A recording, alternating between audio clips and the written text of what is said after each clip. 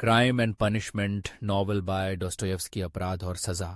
रूसी लेखक का उपन्यास फ्योदोर दोस्तोयेव्स्की पहली बार 1866 में प्रकाशित हुआ।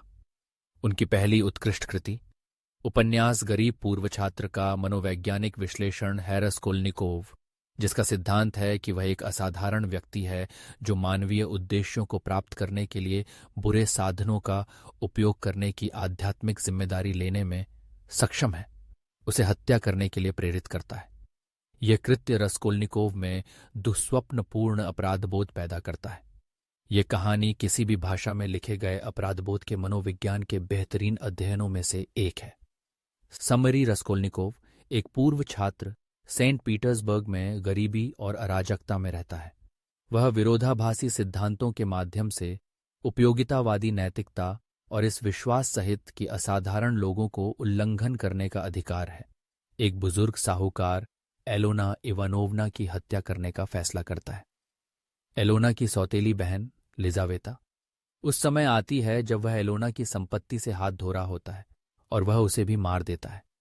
इस बीच उसकी दोस्ती शराबी आदमी मार्मेलादोव से हो जाती है, जिसकी बेटी सोनिया को परिवार का भरण पोषण करने के लिए वेश्यावृत्ति में धकेल दिया गया है। एक पुराना दोस्त रजुमिखिन भी उसकी जिंदगी में आता है, जो उसके असामान्य व्यवहार से चिंतित होता है। इसके अलावा रस्कोल्निकोव की बहन दुन्या, जिसने स्विद्रिगाइलोव के अनुचित व्यवहार के कारण उसकी गवर्नेस की नौकरी छोड़ दी। कथा रस्कोल्निकोव की भावनाओं के उतार चढ़ाव का अनुसरण करती है और उसके विवेक के साथ उसके संघर्ष और संदेह के कसते हुए फंदे को विस्तार से बताती है। कहानी के अधिकांश भाग में वह बीमार रहता है और वह गुस्से में अपने परिवार और रजुमिखिन द्वारा उसकी मदद करने के प्रयासों को अस्वीकार कर देता है। जब मार्मेलादोव को एक गाड़ी से कुचल दिया जाता है और वह मर जाता है, तो रस्कोल्निकोव सोनिया और परिवार को उसके अंतिम संस्कार के लिए पैसे देता है।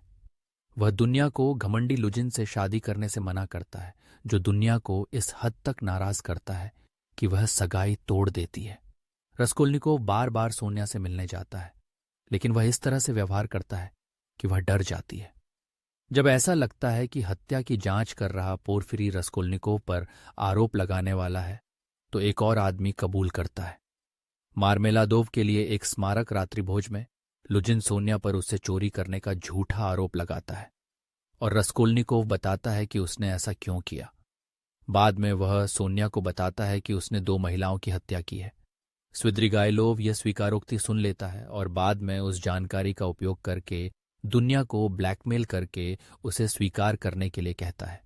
लेकिन जब यह स्पष्ट हो जाता है कि वह उससे कभी प्यार नहीं करेगी, तो वह आत्महत्या कर लेता है। चश्मा पहने हुए एक युवा महिला किताब पढ़ रही है। छात्रा ब्रिटानिका क्विज प्रसिद्ध उपन्यास अंतिम पंक्तियां प्रश्नोत्तरी अंत में रस्कोल्निकोव ने आत्मसमर्पण कर दिया। उसे साइबेरिया में 8 साल की कठोर सजा सुनाई गई। सोनिया उसका पीछा करते हुए साइबेरिया चली जाती है और हर मौके पर उससे मिलने जाती है। दुनिया रजुमिखिन से शादी कर लेती है। रस्कोल्निकोव को हत्याओं का पछतावा नहीं है और वह भावनात्मक रूप से सोनिया और अन्य कैदियों से दूर रहना जारी रखता है।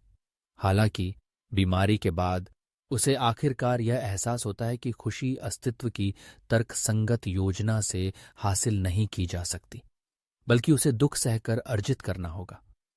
तब वह सोनिया के प्यार को स्वीकार करने और उसे वापस लौटाने में सक्षम होता है। एनालिसिस कथा का ज्वरग्रस्त सम्मोहक स्वर और एक बीमार आत्मा के ठीक होने का इसका मार्मिक चित्रण इसे एक उत्कृष्ट कृति के रूप में स्थापित करने में सहायक रहा।